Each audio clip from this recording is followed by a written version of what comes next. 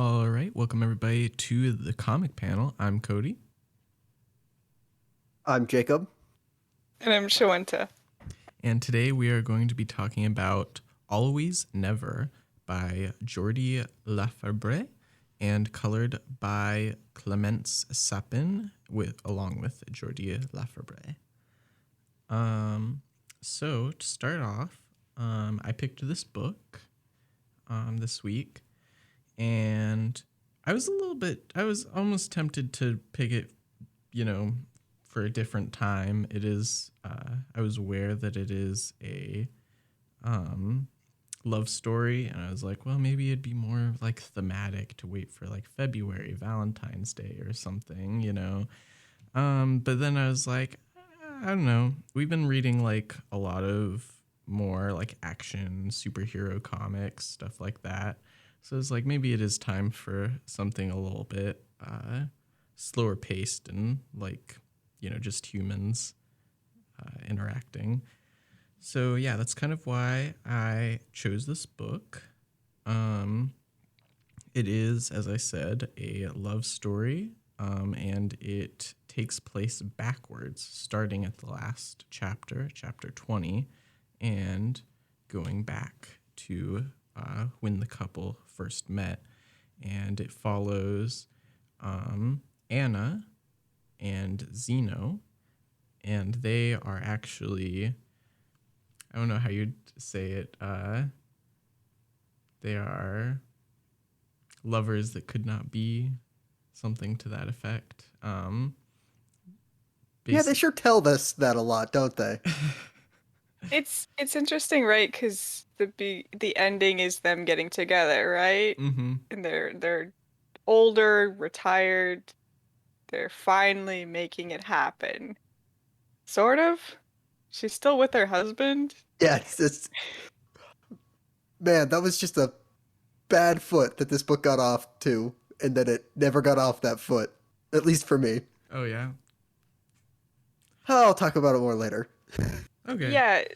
So it starts with them getting together, and then you slowly go back to see how this relationship and the fact that they're always together / never together, Mm-hmm. technically, how that's affected their lives. All the way culminating in the ending of the book being when we finally get to see their first meeting. Gonna be real, it's a little anticlimactic. It's literally just like barely a one night stand. Yeah. And then they never got over it. Fair. Yeah. A little bit, I could agree, a little bit anticlimactic, but yeah, it is like, I think that's also partially because it's like probably one of the shortest chapters, I think. It really just Well, there's no dialogue, Mm-hmm. and it's pretty much, we see it's the only chapter that's backwards as well, Right. which really kept throwing me off. So we get to see I guess Zeno, the guy forgot his ticket or something, and so he snuck onto the ship, and Ana helped him escape the guards. And so he spent the night in her cabin, and then they spent time together. Except we don't get to hear any of the time spent. Oh yeah, just don't worry about what they talked about. Just Dialogue-less. assume that it was The best dialogue they've it was ever very had deep. with anybody. It was very deep and very important, and it was good enough to start a 40-year emotional relationship, which had a total of 3 in-person meetings. Okay, that makes me think of the fact that, what is it they say, like Zeno, oh, he never went to college. He just fell off the boat somewhere at some point and just decided not to go to college. No, he was thrown off the boat because he stowed away on it. I never made that connection. Yeah. Just did what are they through the mail courses? Yeah, correspondence courses. Yeah. for physics or Mm-hmm. something. Yes. Yeah, which is, I mean, it's good on him, I guess. Ones are really hard. But then it also took him 40 years to make a dissertation. Mhm. So, Well, yeah. I mean, it sounded like he got his undergrad pretty quickly. It was the master's or doctorate rather that took Yes. most of the time. But I mean, that's just a detail. Sorry. um, Yeah. What is it? Anna is like, oh, I gotta get over this guy, even though I can't stop thinking about him. So she marries her this guy she meets in the last year of college, yeah. Giuseppe. Giuseppe, and they have a daughter together. And then she becomes mayor, and like throughout this time, she's constantly at first accidentally meeting with Zeno, Mm-hmm. uh, Yeah, because they don't. and then Or sorry. well, then afterwards, it comes out that they both were writing each other letters. They just had no idea where to put them. Yeah. So they start actually writing each other letters. She says at the ending, which is the beginning of the story, she tells her husband, "I never cheated on you." I think there was a lot of emotional cheating. Yeah, just never heard of an emotional affair before. It also sent that She nude picture. said, "Yeah, I just thought of that." She's like, "Never cheated on you. Never." Now, someone is cheating with me, but, I'm not with them. I don't know. It reminded me a lot of 5,000 kilometers a second, Yes, that other love story we read. and I'm not sure if that's a good or a bad thing. That one Well, was also French. despite my judgmental voice, which is always judgmental, I'm not passing any judgment on it yet. I don't know. It's a very interesting story because I do think that some of the characters contradict each other. It's interesting. I'm trying to think. A lot of the chapters end at kind of a pivotal point. I feel like Mm-hmm. kind of cliffhangers, like when they finally see each other after Zeno's dad's funeral at the restaurant, and they're arguing with each other. Where were you? I thought you were going to jump overboard with me when I got thrown overboard the ship. And then it just kind of, does everybody have room for dessert? The waiter comes in and it Yeah. ends there. I was like, eh? I guess they made up after that. Yeah, because There's a lot of blank spaces. that's fair. Yeah. It is a I little. think it's intentional, obviously. Yeah, definitely intentional. Yeah, it's either they drop off on a very dramatic point, or they mention something that we will learn about immediately in the next chapter. Like a character will offhandedly remark about how Anna fainted, and she needs to take some rest. Mm-hmm. And then the next chapter will be about how Anna fainted. Bringing up Zeno's past girlfriends, Mm-hmm. and we The next only get chapter. to see them, Yeah, and the only time he's ever talked about them is before they show up. I mean, to be fair, that is how a chronological book works. I mean, no, it doesn't have to be though, right? Because he could have talked about his girlfriends before that. Yeah, I guess that's true. I thought you were gonna say that is kind of how real life works, where it's like this happened, and then later on I'm talking about them because. But there's so much time in between each chapter. Yeah. Sometimes there's years and years. Mm-hmm. Yeah, I guess with you saying that, it's probably really where my defense of that is that it helps to anchor in a backwards going story a little bit. Mm-hmm. Anna has fainted a lot throughout her life. Oh yeah, and it's always because of Zeno. gonna say it doesn't seem like it's that many times though. Like it's really only like twice, isn't it? Like at when she's not the mayor anymore and gets Zeno's call, and then at Zeno's dad's funeral. Mm-hmm. Yeah. Okay, I She's guess I kind of thought of her slipping on the steps as her fainting. Mm-hmm. Yeah. Oh, okay. Yeah, I guess you could count that too. But it doesn't That seem is like kind of immediately. She's still very pregnant at the same that time. is only like 3 times over like her whole lifetime. I'm not sure that counts as like enough to make her a chronic fainter. It just feels Was that relevant because fitting? it was 3 times, and humans really like threes. I That guess. means it's important. No, but yeah. I don't know. I guess is it important to go through everything else that happens? Like, I mean, basically, we We get. could talk about Zeno's dissertation. Oh yeah, that's true. Um, I mean, it's trying to be the core of the story, right? Yeah, there's some symbolism in mhm. There's there, I okay, guess. every single episode, every single chapter, technically, most of the dialogue is just symbolism about Ana and Zeno. That's true. Yeah, very true.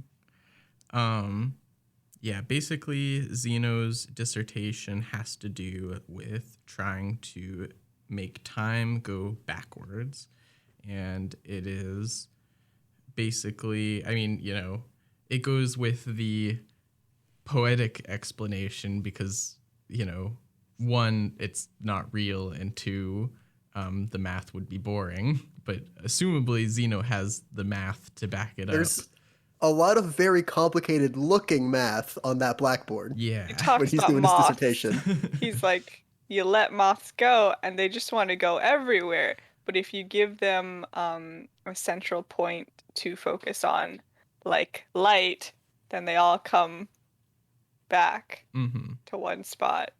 So that theory being that like the Big Bang theory created the universe, all matter goes in all directions, becomes disordered, and nothing can make it ordered again, hence why it can't go back in time.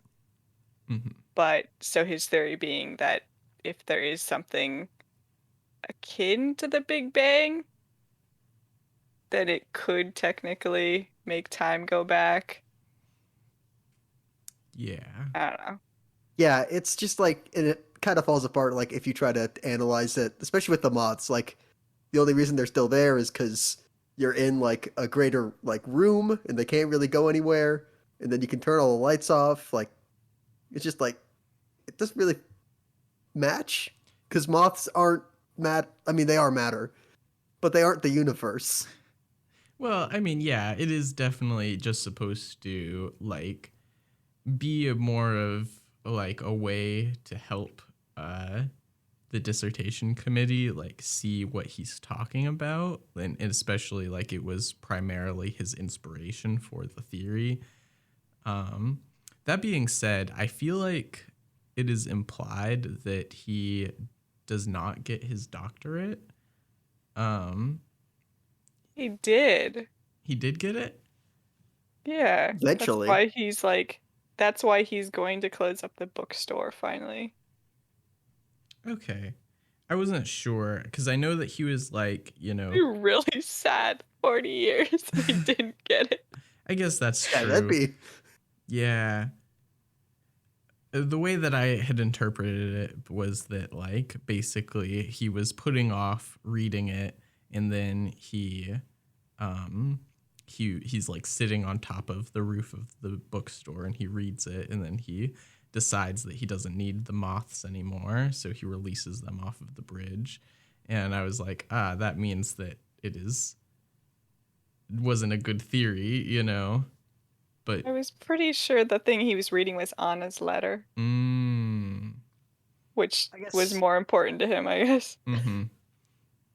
Yeah, that does make sense, but there's the only thing I would say is like I think it's in one of Anna's letters towards the beginning of the book, but the end of their story, where it's like, okay, I retired, I'm not the mayor anymore, soon. Like, there's not going to be anything between us to keep us apart. Mm-hmm. So having, just from like a like authorial point of view, having Zeno's like doctorate still like looming in the background would kind of defeat that.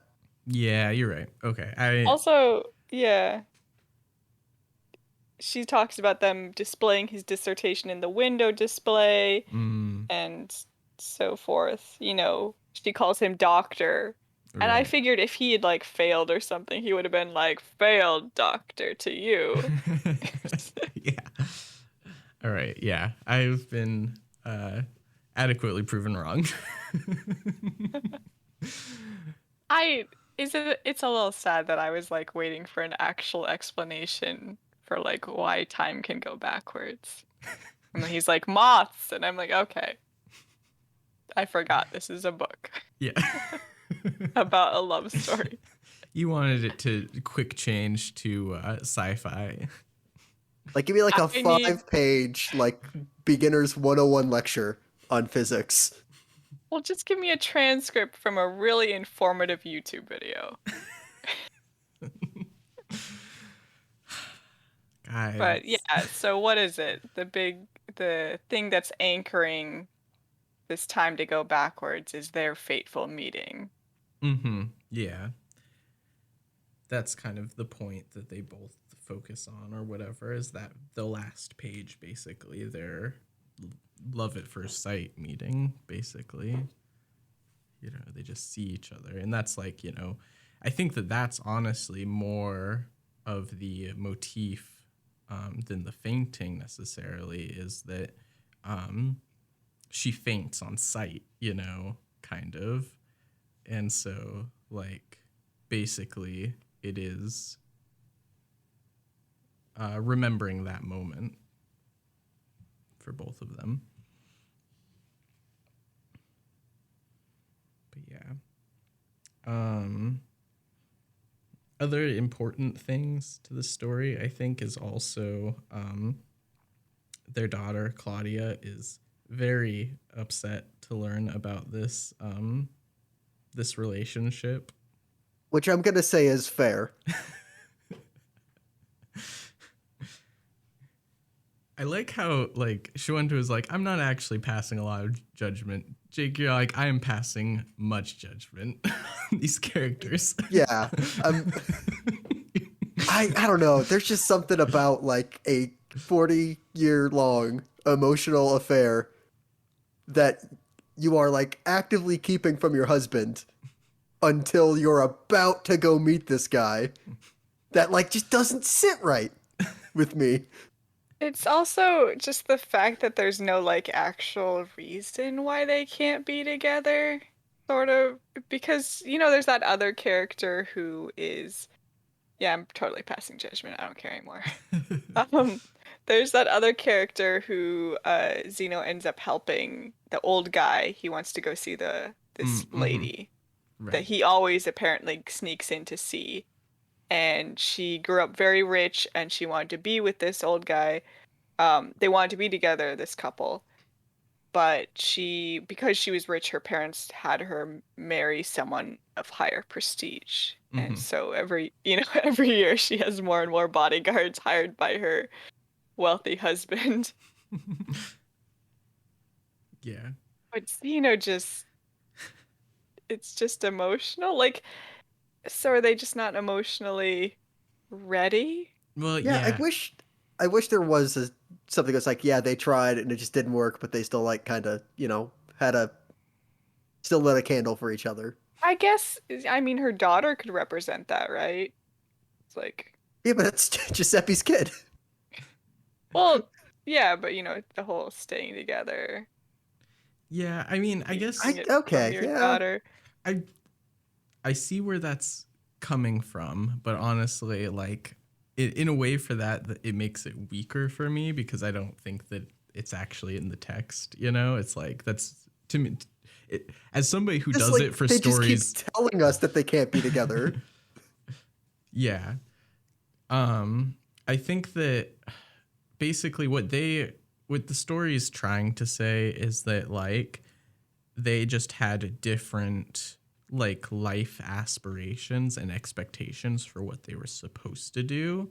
And so it was like also very much like, you know, I think that everybody has the I'm not doing what I want to do because like this is what is expected of me, kind of. And like that isn't like that's maybe more true for Ana than Zeno, but like Zeno is very much, I guess, maybe on the other end of the spectrum where he's all like, I'm going to do exactly what I feel like I have to do in my soul, even if it isn't like it's in contrast to the other thing that I want. I guess, okay. Drift aimlessly. Yeah. I've thought about it a little more, and I think the primary problem is like, of the things we see both these characters do, there's no reason they couldn't be married and do them.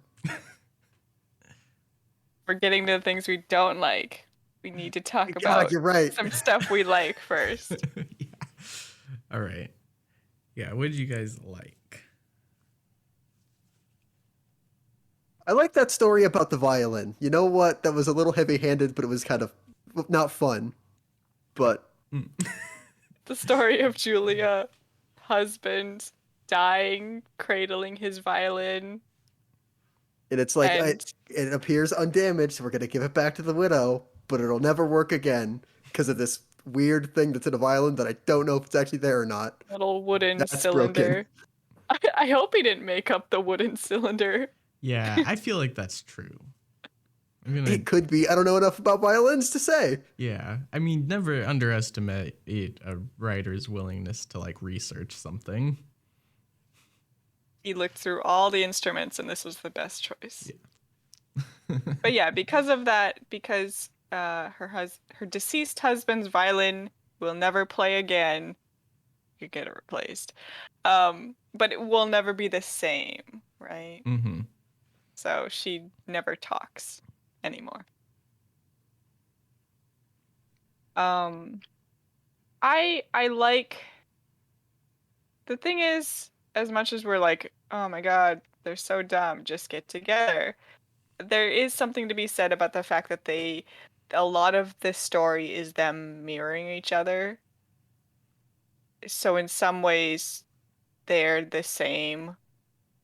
They do similar things. They both are writing each other letters and not sending it anywhere. Well, Zeno's chucking it overboard, but that's not going anywhere. Yeah. Very. It's just polluting. I especially noticed it in the scene where they're both on the phone call. He's stranded on the beach, and as they're talking about things, they're doing it at the same time. Or towards the end when they do where they sync up when they turn on music. Mm-hmm. And I think Ana says at some point where she says she recalls that they she summarizes the fact that she goes, I think she says, I could never leave and you could never stay. And so they're very same in that they just can't. Mm-hmm. They're stuck in their ways in some ways. Yeah. Repeating a lot of words, but oh well. No, yeah, and that's kind of what I was getting at, you know, with like the reason that they couldn't be together.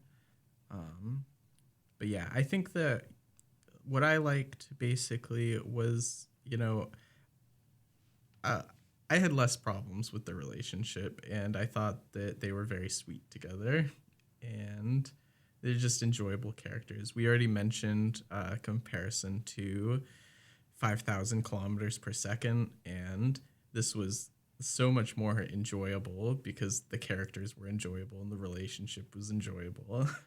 I will say they played out a lot more scenes, and the thing is, even the scenes between like other characters, between the main characters and side characters, without, you know, involving the main couple of the story, those were still very sweet, even though I could feel that they were still relating it back to the main couple. Mm-hmm. Is it the moon and the Earth orbiting each other, and the guy goes, yeah, that's me and my wife, you know, been married 3 times, been kicked out 3 times. Can't be apart, can't be together. Mm-hmm. It's something about the moon and the earth or something. Yeah. Orbiting, yes. So the moon and the earth can't be together or else they would collide very badly. Yeah. Yeah. Other things I liked. I think I liked kind of I don't know how to like the carefree nature of the story in a lot of ways. Like, you know, things aren't real, like even like when characters are sad, it's not like bogged down by a lot of like external world pressure, if that makes sense. I don't know if I'm saying that right. It's a little bit less realistic. Right. I'm trying to remember what exact moment it was.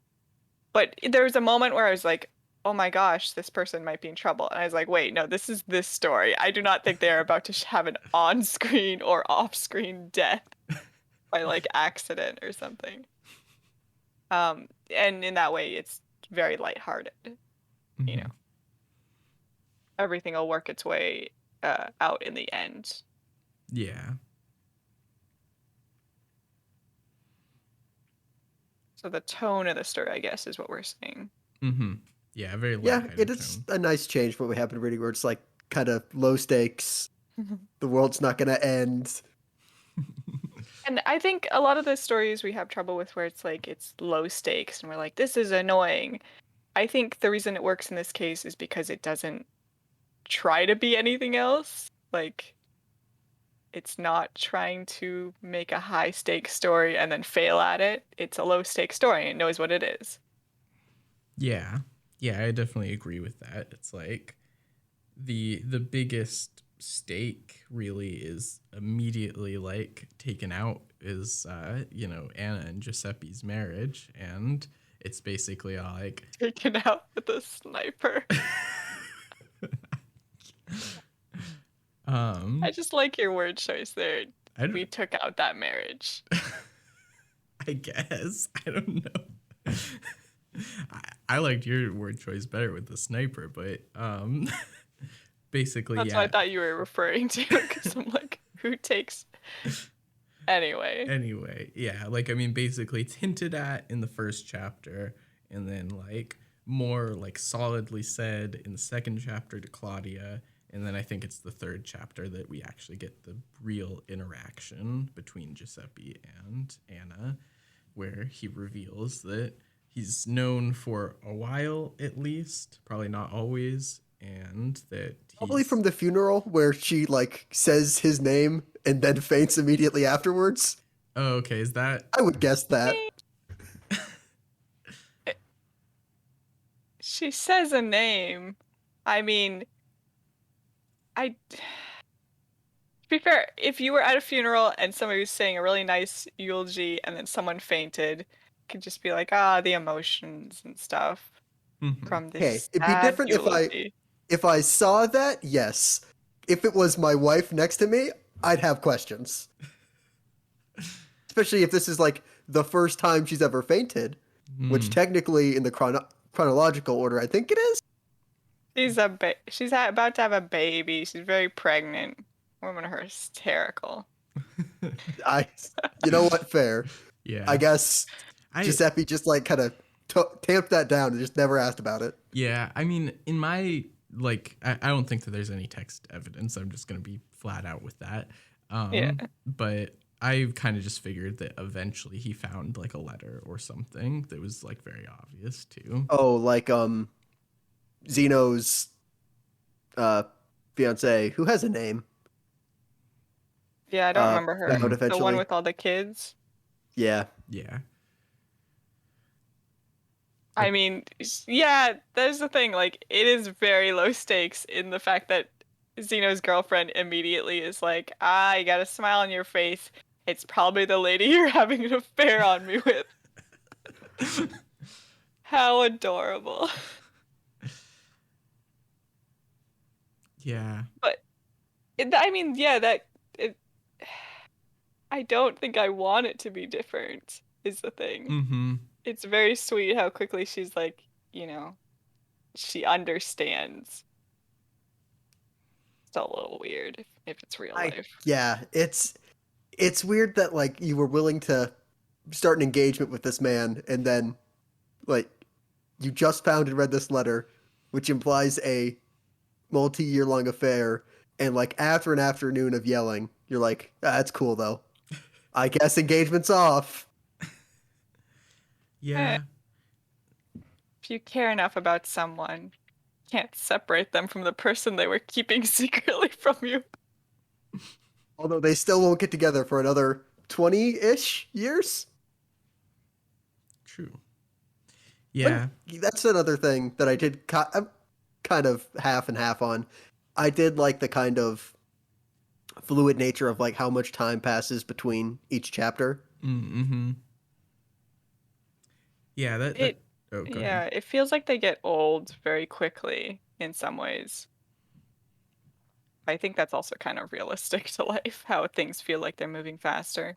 Right. Yeah. I kind of noticed that too, where it seemed like the space between uh, or the time between chapters got longer and longer as chapters went on, but at the same time that was not necessarily like perfectly crystal clear, and I kind of liked that too, whereas like that's kind of how, the experience of aging is a little bit. And You turn around, you getting gray hairs, and then you turn around and suddenly you're all silver. yeah. Yeah, I guess I also like that they didn't just say like, "Oh man, it's been 2 years since events that happened in the last chapter." Mm-hmm. That wouldn't have flowed very well. Yeah. Yeah, it's true, because like, yeah, it was just very natural, like, hey, remember when this happened, like, kind of thing. um but honestly, like, yeah, when I try to remember when things happen, I was like, was that 3 years? 5. That's 5. Yeah, to go along with that, I think it was more what you were saying earlier about the fact that you know, you, it's kind of it's a resolved story. It starts from the resolution, but it's still very enjoyable to read everything that kind of added to their relationship. Like you don't get a sense of everything that they've been through until you go through it, of course. Mm-hmm. So it wouldn't be fulfilling. If you just read the first chapter, like, ah, they got together, don't need to read the rest. It's like, Yeah. but who are they? Also, another thing that's kind of nice is like, even though there's definitely like, you kind of get the feeling when something is going to be like important in the like preceding chapter, basically. Like, I'm thinking of when uh Anna is calling Zeno to talk about demolishing the bookstore so that she can build the bridge. And then he finds the little piece of paper that is of a different bridge and gives the idea of it being like asymmetrical. And it's like, that seems kind of important. But it's like, rather than being like annoyed with it, that's like, that's so obvious, it's like, you just get to enjoy the payoff of being like, that's where it is, later on in like the next chapters, when he learns about that design of the bridge that he has the picture of, and the person is all like, you should write notes about it because it might be important. He's like, what? I'm a physicist. Why would I care about architecture?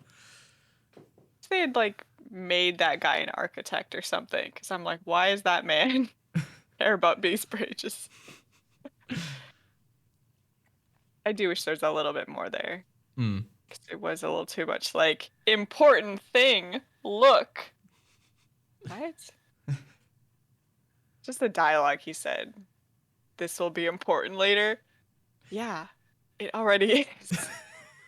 But I do agree that I like the actual, yeah, you get to see the inception of things. Yeah. Because in the end, yeah, it ties back to him, of course. Of course it ties back to him. Of course she got all some ideas from him. And of course that's where they'd meet.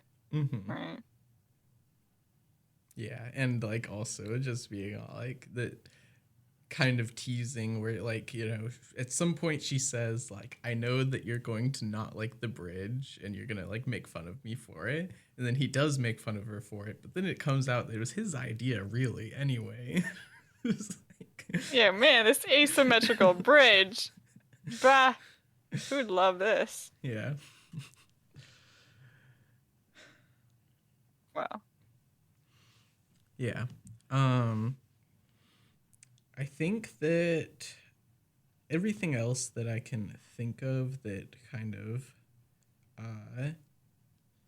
I really liked fits more into the art. I guess what I'll say is like, you know, I kind of talked about relationships earlier, but also the characters are really enjoyable. Like, you know, Giuseppe and Claudia eating spaghetti. You know, that was really Oh, the mouse. Maybe she's keeping a mouse in a yeah. shoebox. That was also kind of like almost like I guess that's like the one story element that makes me more like sad for like that relationship basically. Well, yeah, you finally get to see a little bit of like Giuseppe, her Yeah. husband, the man Yeah. she married and who has stayed with her for 40 years. And just, I mean, yeah, it's good the fact that his conversation with her breaks your heart a little bit, you know, towards the beginning Mm-hmm. end, Right. where he goes, you know, I don't want to lose you. Mm-hmm. You can go off and do this, which is, yeah, that's upsetting. It's like, you're my little squirrel. No, go do what you want to do, honey. The man you've cared about Yeah. I guess is not here. yeah, for that one the way that I choose to see it and not be as heartbroken, I guess, is that like basically it's like they come to terms with each other that it's like, you know, they're still going to basically have a relationship, you know, they still like it's not like Anna never loved Giuseppe, otherwise she would have just left him, you know. I Um think that's just the story, though, right? Or sorry, continue. oh yeah, I mean I just think that like basically yeah, uh they're still going to like kind of you know like at this point too, you know, they can't really separate, they've lived together for so long, um but now, you know, it's just kind of become this like I guess open relationship because like, you know, he's all like have Zeno come over for dinner, you know, like He's literally like, you know, I think he says, I don't want you to keep secrets from me anymore yeah. to some extent. And yeah. But I think you could write a whole other book where it's all from Giuseppe's point of view, and you feel like it's a lot more messed up, you know? Maybe. Because you don't get to see all the times where she comes home and, you know, kisses him or hangs out with him. You just get to see her walk off and out of the house and Mm-hmm. call Zeno. Yeah, it's true. Like, yeah, we don't really get to see like their relationship and Yeah, like, because there, you know, there's got to be a relationship there. It's not like they were constantly estranged. mm-hmm. Yeah, and I guess He too, was in effect loving two people. yeah, and also there is something to be said for like, you know, Claudia is obviously like hurt, more like less so that like the secret in her point of view, and more so like, you know, even when she was a teenager they have that point where she's all like you're never home, you know, and so like Mhm. I think that it's really easy for adult Claudia to also like kind of still hold on to that and like, you know, blame Zeno and their relationship, for that. But it's like also I think that there is like real truth. Like we see a lot of instances where she's staying late at the office and really it's just to talk to Zeno and stuff like that. But like, you know, she was also Not just to working. talk to him. Right, She was exactly. working late. Yeah. But yeah, he always calls her at the end of the day, so she'll be alone technically. Mm-hmm. So yeah. And hide it away. Anyway, though, is there anything else, or should we move on to what we didn't like? I'll just say that, yeah, what we were just talking about, kind of realistic. And sometimes that's not always nice. Yeah. Mm-hmm.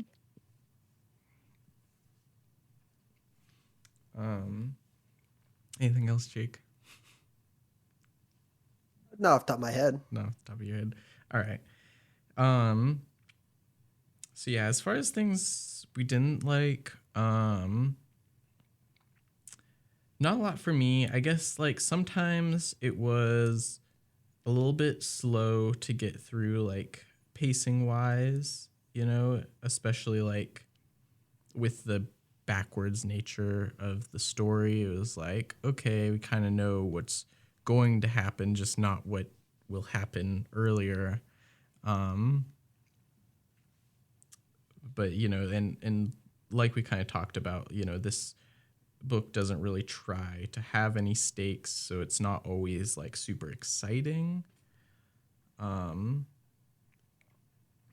yeah, that's kind of what I've got.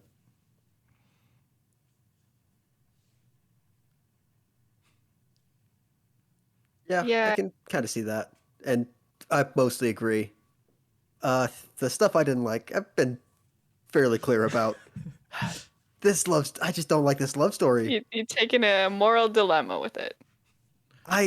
Yeah, there's just, like I said, it's a 40-year emotional affair that they were both hiding from their prospective significant others at the time, but Zeno at least never married anybody. He did get engaged several times. Mm-hmm. He just went on to lead on millions of women. Millions. I was gonna say millions might be a bit much. Yeah. Probably under a dozen. A lot. Yeah, I feel But I like think, yeah, it's just, and it's for somebody who you shared like one emotionally charged look and then a night of passion, and then met like twice more before you were able to be together.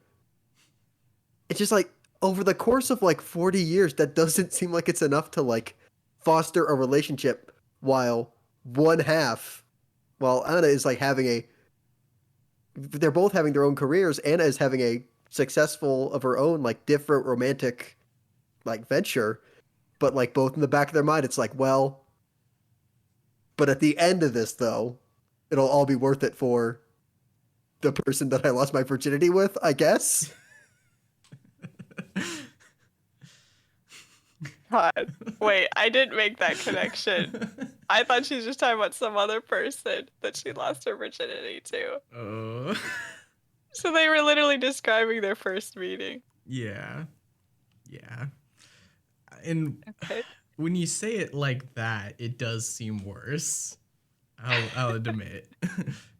Because it feels a little bit more like, I mean, actually a lot more like 5,000 kilometers per second, where it's all like just this random like meetup that like resulted in this kind of obsession.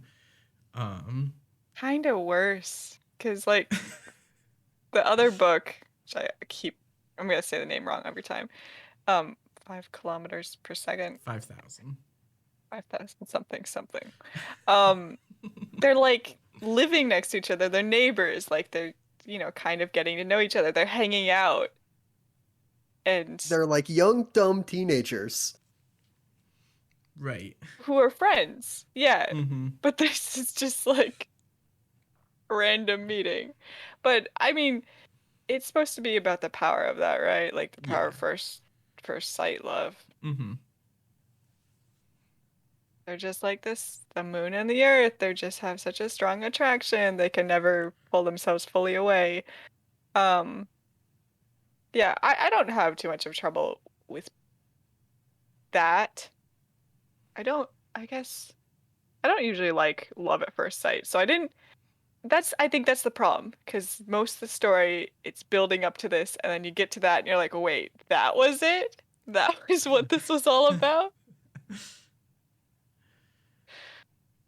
So not just anticlimactic first chapter, last chapter, beginning of story.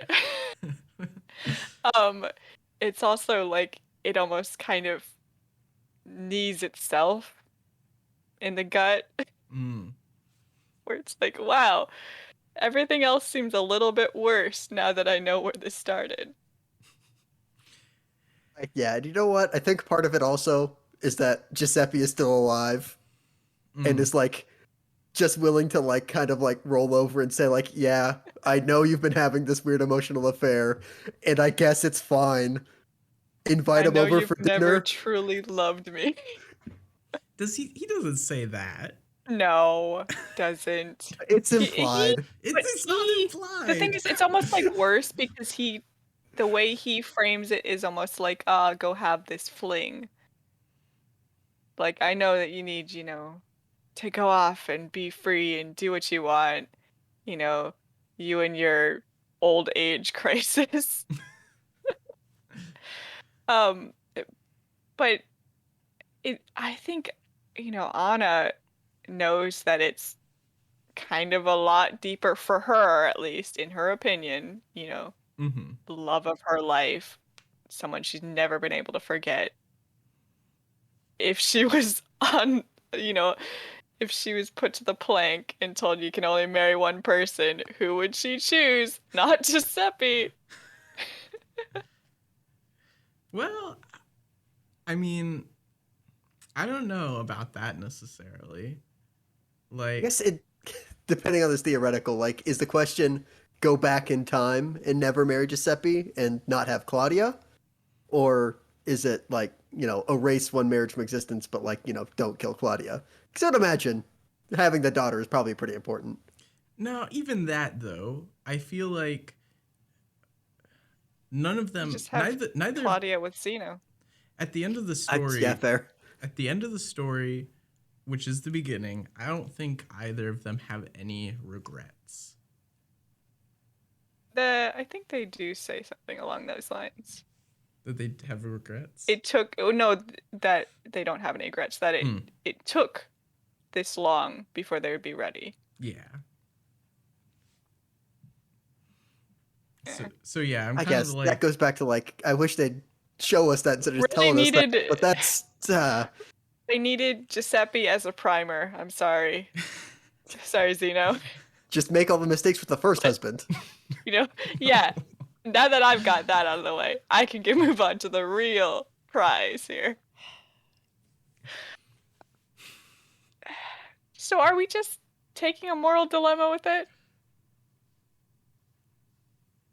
Part of it is moral dilemma. And some of it But is then, execution, like you're saying, where it's a like, lot of saying versus seeing. But I do feel like that could be said to be just a contradiction of human nature.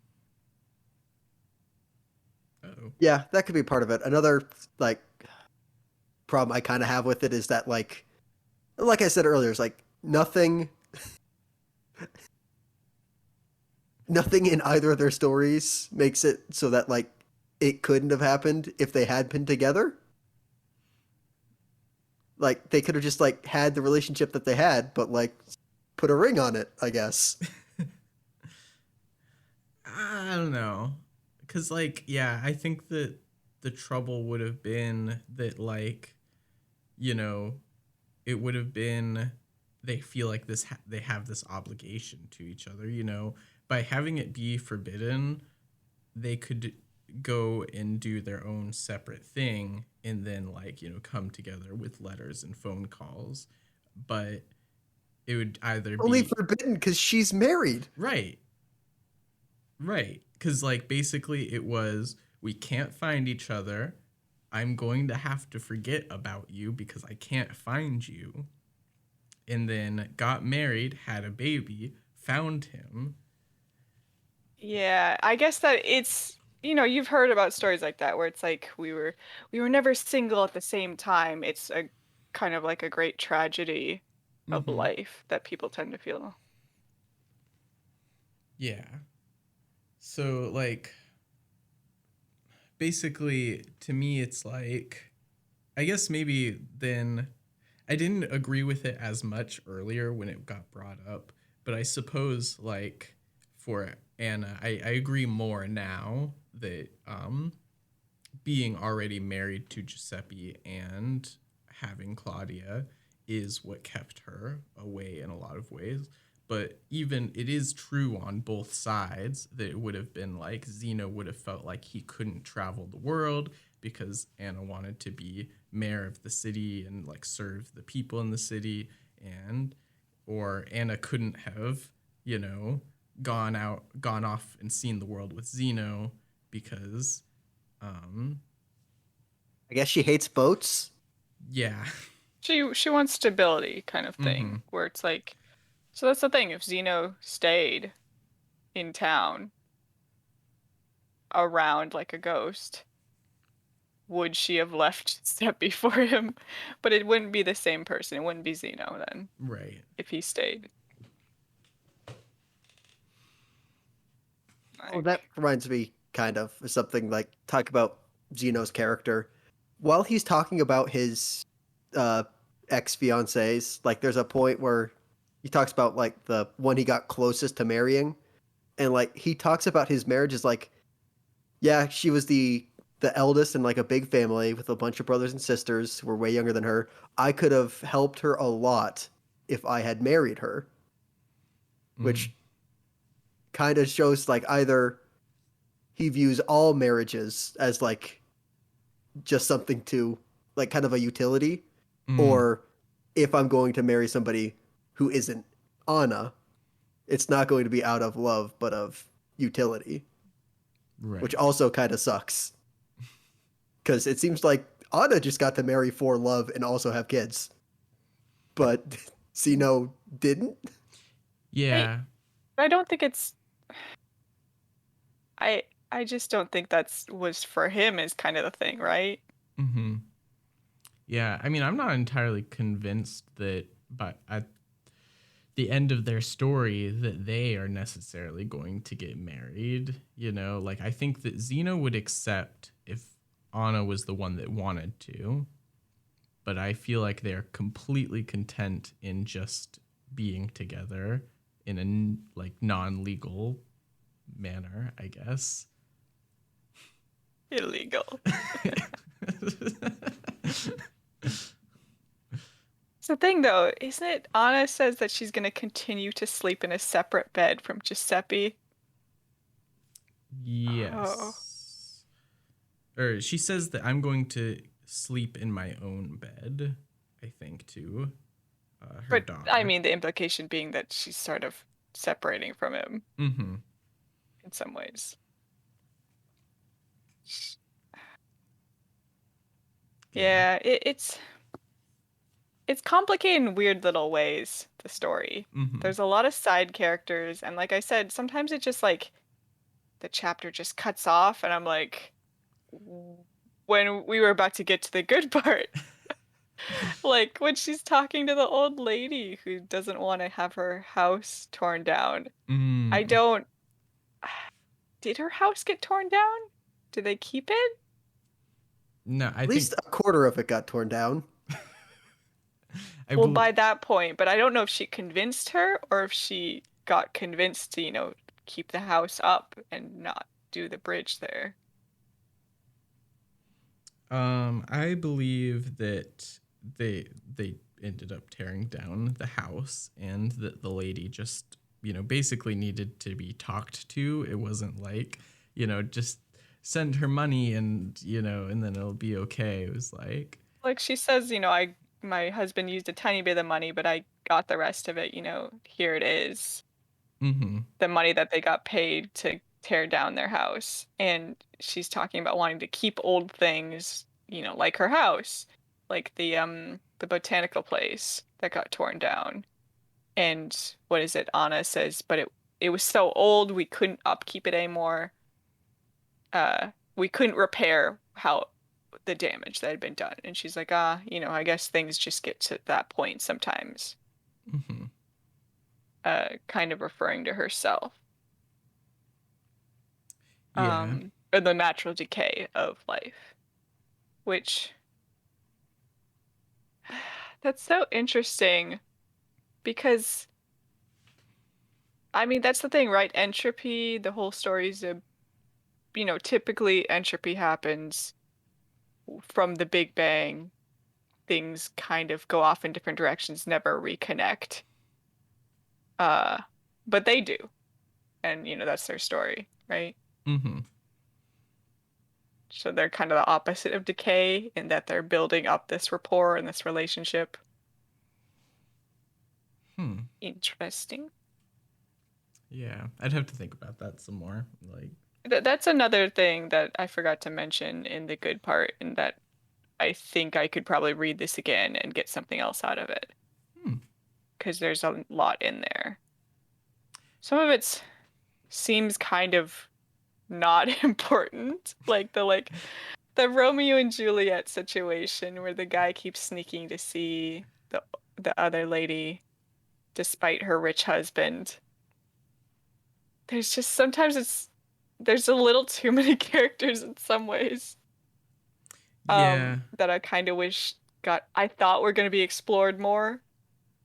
I mean, they're not the main characters, so they shouldn't get too much time.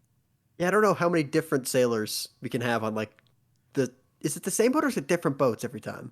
I don't need more sailors. I'm saying that the same sailors, I thought that there'd be like another mention of them. Or like I think it's Marta, Anna's assistant. Oh, Mm-hmm. okay. I see We what you mean don't now. see like the beginning of that story. We just kind of see her being like, "I am sad you're leaving, Anna." And I was like, I thought there'd be a little bit more at the beginning. Mm. It's like I said, it's not her story, I guess. Mm-hmm. But then why introduce her so much?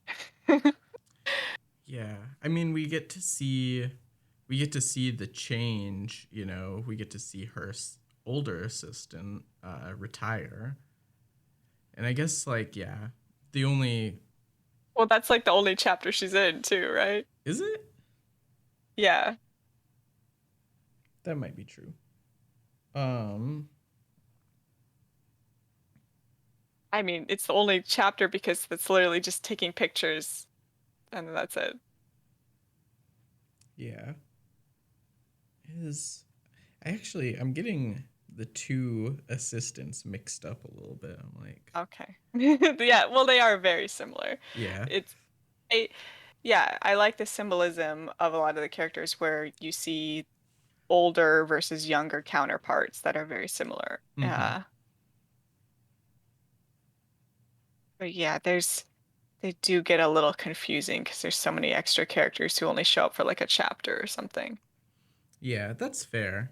I think, yeah, for But then me, again, we did kind of read this fast, some of us. mm-hmm. So, gotta give it some credit Yeah. despite that. Yeah. I wasn't too bothered. It kind of just like felt like, especially that's the other thing that you have to take into account with this story, for better or worse. It's a neutral statement that like, this is supposed to take place, 40 years, so it's like across, a better part of a lifetime basically. Yeah, you meet a lot of people during your life, Yeah. and only some of them are going to collide with your overarching story arc, Yeah. your personal lifetime over Mm-hmm. arc. Which, yeah, I mean, and people are complex enough. Like they have really multiple arcs. That those characters might be important in other stories that obviously aren't written, but Yeah.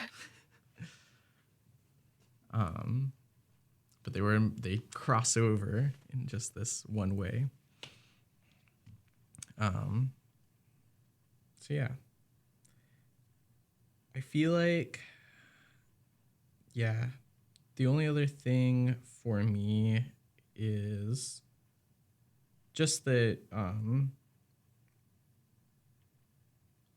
yeah, sometimes it was like it was basically like one of those times where like you're invested in the story and you're interested, but you're also still like, how much longer do I have? You know, like, Yeah, once again, I think once you get towards the start of the relationship, you start to go, eh, mm-hmm.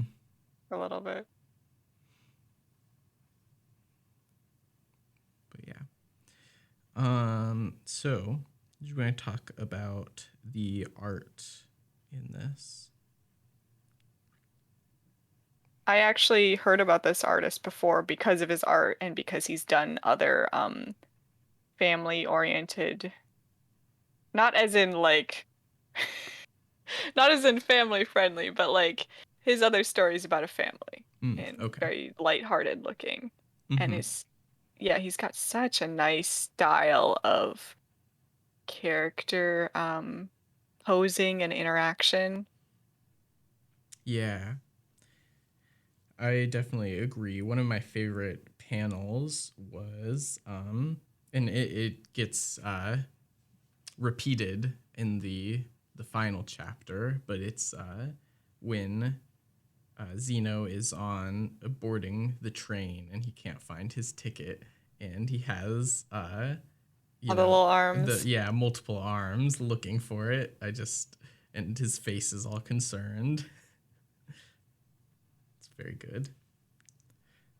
Um, but yeah, just that like really, I don't know, whimsical style basically, and Very fluid, which sometimes is a little too much, but most of the time it's very, yeah, it works well with the fun-heartedness, mm-hmm. lightheartedness, I guess. Yeah, Um, I liked the art. It had a what I felt like was a good sense of like energy and motion from like panel to panel. Mm-hmm. yeah, that's it. Motion. It's definitely a good descriptor for it. I will say, don't love how they eat. That's one of the few things. Like, there's the special effects for when they eat too, all the little puffs. Oh, It's it's so chaotic, and I don't know why it kind of makes me feel gross. Like when they were eating the cookies at the beginning, I was like, ugh.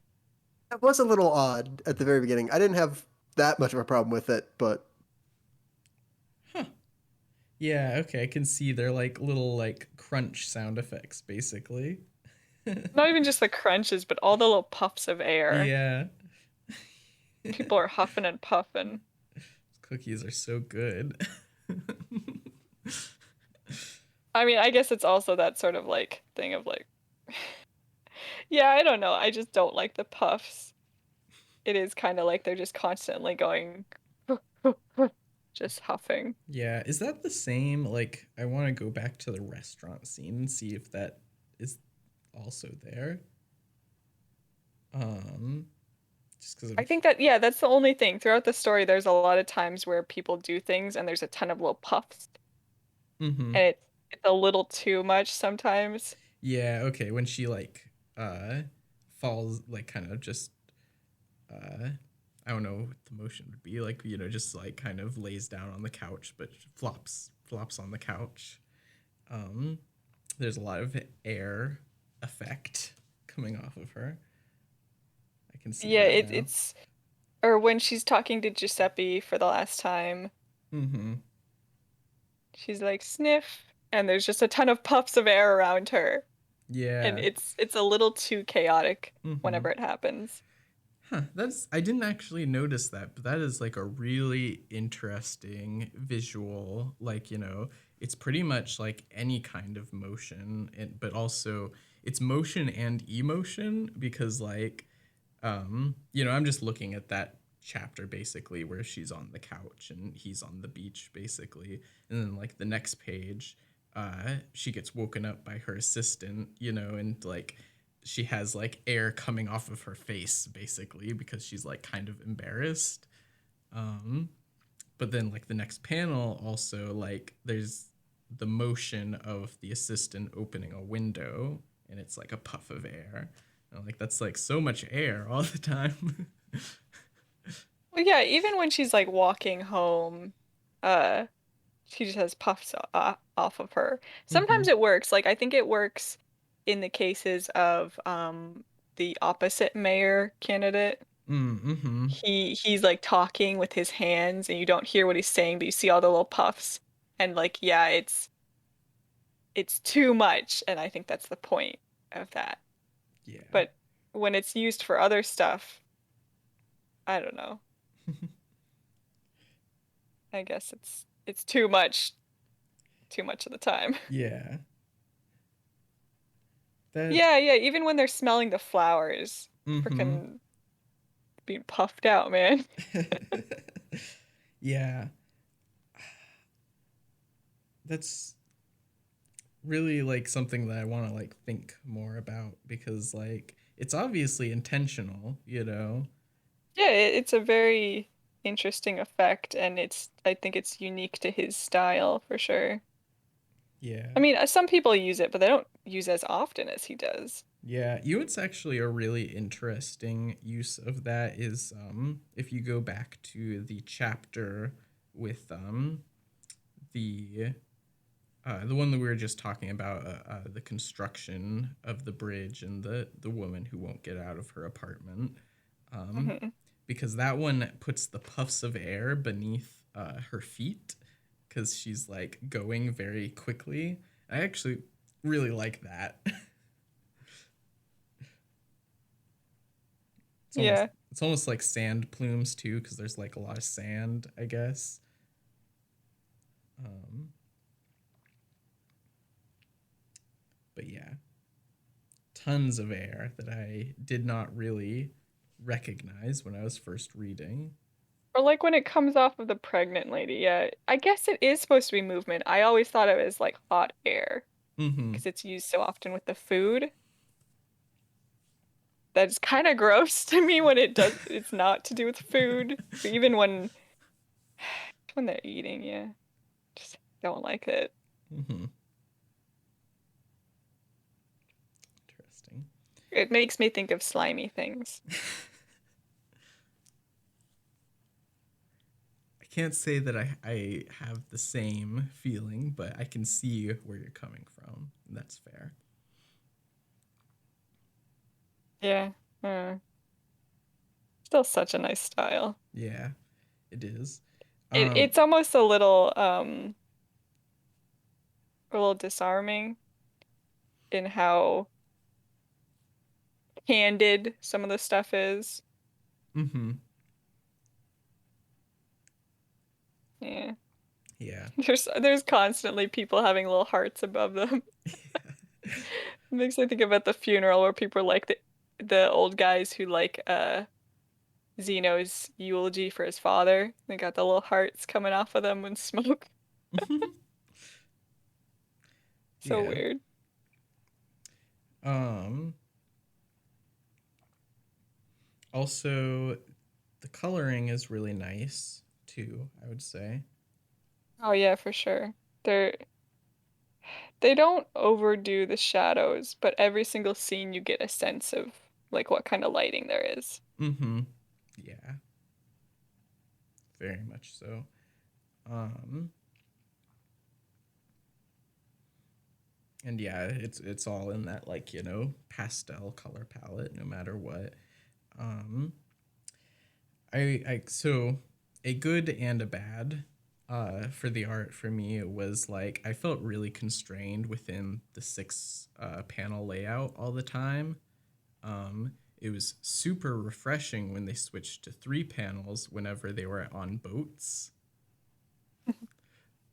Um, but they weren't always on boats, so it was a lot of just the six panel grid that just like I was like, gosh, this is just all the same and very like, you know, and it didn't feel like, you know, I didn't feel like the characters felt constrained, you know, all the time. So it was just Yeah, like, it's almost cinematic in some ways how it stayed the same. More like a yeah, storyboard. mm-hmm, right. I mean, although there were a few times where they had one very large image that, you know, was essentially a splash, but it was separated into the 6 panels. And those were cool. Usually very interesting images, like the aurora and the apartment that was half demolished. But yeah, I could have done with some more variety of panel. I even noticed really that it was constrained to the 6 panels, but I think, well, I didn't notice what was causing that feeling. So Mm-hmm. it's interesting. A little too repetitive, I suppose, Yeah. at times. Um. But other than that, you know, it was good. Yeah, a lot of really good camera angles. Mm-hmm. Yeah. Good background. I mean, that's why French comic artists so freaking good, man. Yeah. Um. Also, like, yeah, I would say that character design was done well, even if, like, you know, you were expecting for like side characters to pop up more often. I would say that they are visually distinct, you know. So if you went back and were like, well, is this the same? Like, nope, the different characters visually, you know. Yeah. If you're doing a really quick read through, it might be a tiny bit harder, Yeah. but that's your fault. um yeah. Also, I mean, I don't think we even I who do you think or oh right. Sorry. I was about to ask who you thought did the lettering, and then I realized that it's certainly not the colorist, so it was the one other person that was in the credits. Um yeah, so the lettering was all good for me, you know. There's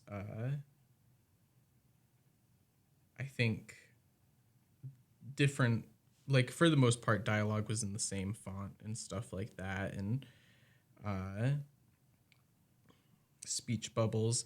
Oh, actually, I think I was trying to lead myself onto something that I had forgotten, and I found it. The speech bubbles sometimes are crisscrossed, and that was interesting. I'm not sure if I liked it or Not not. something that's recommended usually. Uh, they had one incident where they messed up the actual tail of the balloons, Mm. Mm.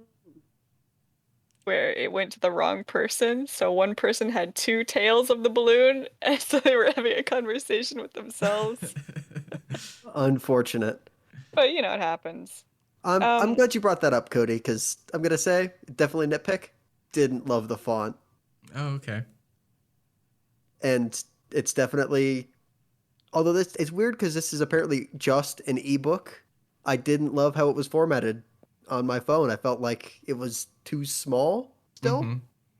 Yeah, I mean, I assume that this originally came out in French, and the ebook is probably the only translated version Mm, because it's a lot easier to just white out the text box and then put a new text box in. fair. it's weird that the text boxes are so square. I'm not used to that. I'm used to that being done for like robots or something, you know? Yeah, I noticed that too. Is interesting. It's like it's not always that way, but almost always. And I that. think my main problem with the actual, like, if we're gonna talk about the text boxes, the tails are too small most of the time. They're too thin. So Mm-hmm. you have to like you're saying, zoom in to see yeah, who they go to. Yeah. Actually, also, what I just realized too, I was like, not always, but it pretty much is always, except for the only circular uh, balloons are her stomach noises, like either Oh, the baby or when she was hungry or something. yeah, Um, sound effects yeah, slightly. it's kind of funny. Um, so yeah, but yeah, I do agree about the tails. they are a little bit too thin and small, and like, you know, it's definitely part of the style. Like sometimes he lengthens them like really long, you know, it's like like almost like an arrow like pointing. Yeah, they have to travel Uh-huh. far. Yeah. It's a little tedious. um but yeah, didn't bother me too much, but definitely intricacy of the style, I guess. Or intricacy wasn't the right word.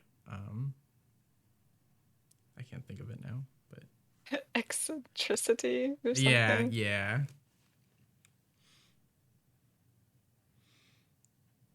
Yeah, it's definitely a distinct style. Mm-hmm. Blame the French. Yes, very French. I think that like, because I don't think I knew maybe when I was first introduced to this comic that it was French at first, um, but I kind of forgot, and then I started reading it, and I was like, I think this book is French.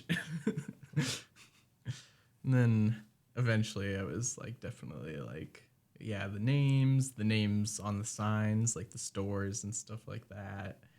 Um, Other things, I was like,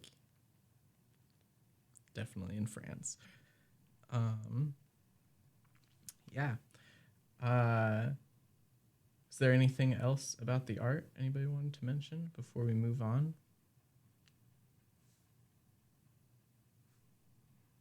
No? All right. So would you read more of Jordi? I keep saying Georgie on accident. Jordi uh, Lafebre. Nope, I'm saying that wrong. I'm gonna have to go back and look at it. Yeah, we probably should have disclaimed that at the Yeah. top. It's like this is a big French author's name, Mm-hmm. and so we don't speak French. So Lafebre. There we go. I mean, more than not speaking French, I definitely just didn't have the name in front of me, and so I was like switching two of the syllable sounds, and like we that's we also don't know French phonetics, though. true. Oh, he has another book, like I said, about a family. I think that's his latest one. Mm-hmm.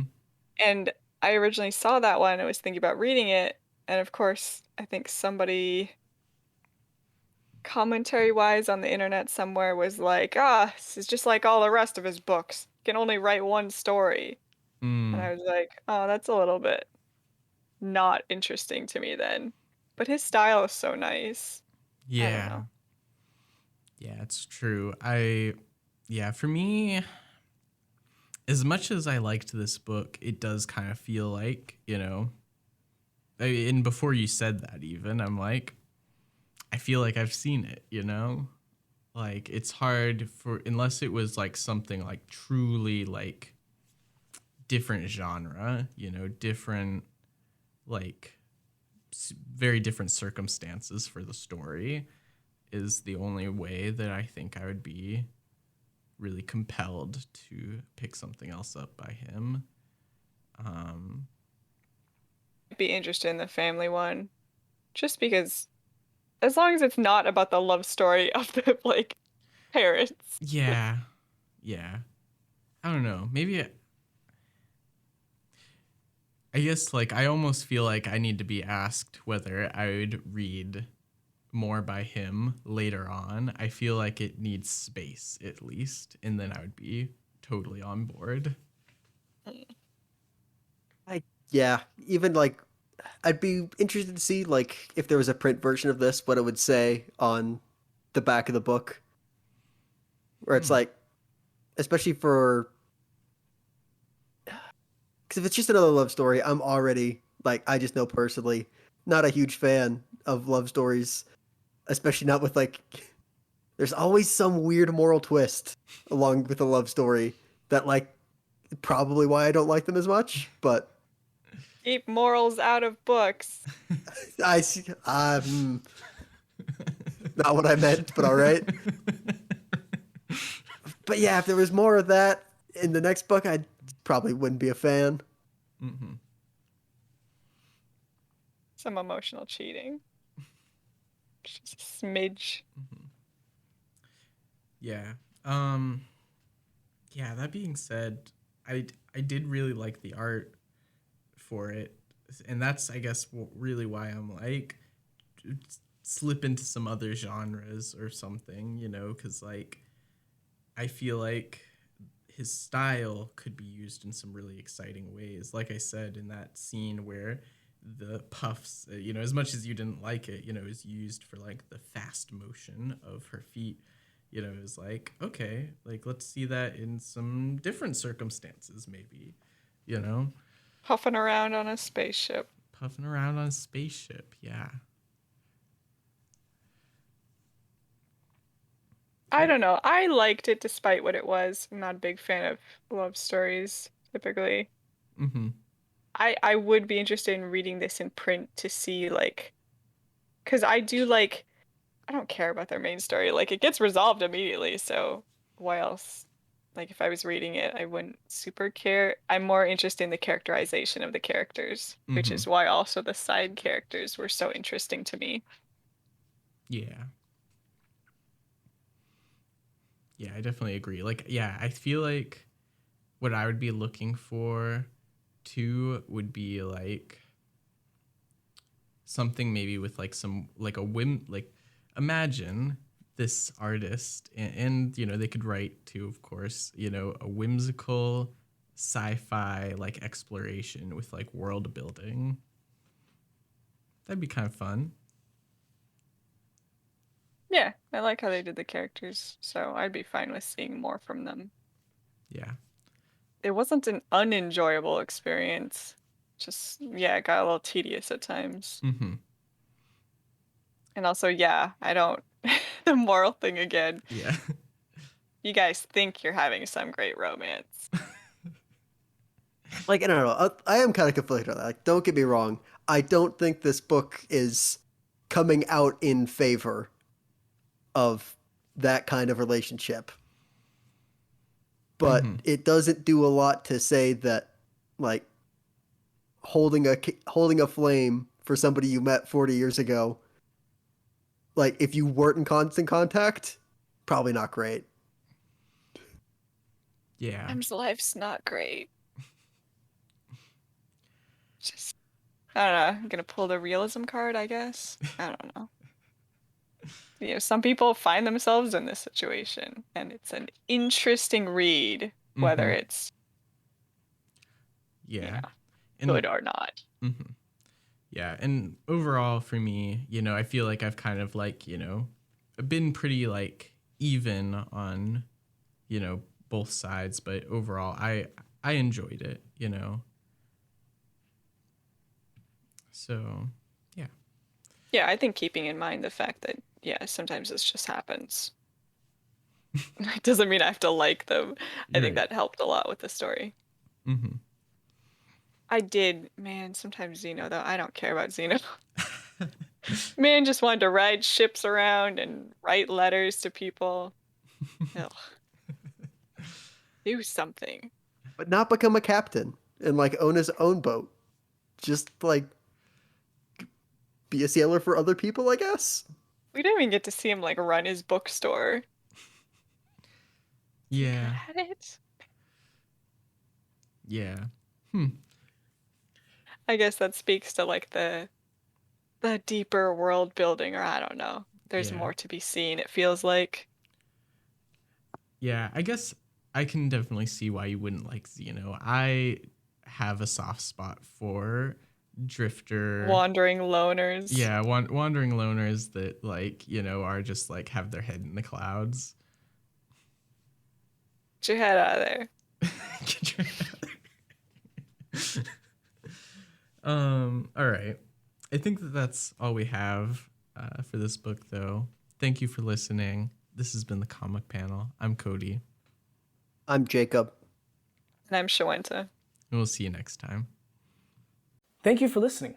If you like this episode, be sure to subscribe to this channel as it helps us out on the YouTube algorithms and getting us seen by more and more people. You can also reach out to us with any thoughts you have on the things we talk about on Twitter at TheComicPanel1 and on Instagram and Facebook at TheComicPanel. Also, if you want to leave a comment, please do. Let us continue the conversation.